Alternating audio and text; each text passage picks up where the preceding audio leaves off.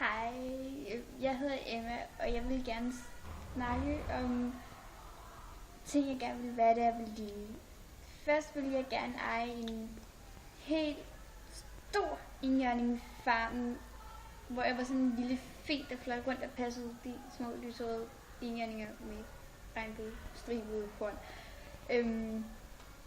Og så tror jeg også engang, jeg ville have været sådan en ballerina prinsesse fe ting, der boede på Regnbueslot og flyve gennem skyer og alt muligt andet mærkeligt. Og så vil jeg også gerne være en stor sanger, da jeg startede i skole.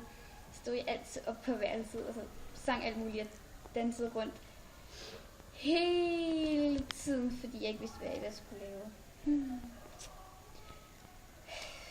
Men det var faktisk ret sjovt, og så gjorde jeg det også i går, fordi jeg kedede mig.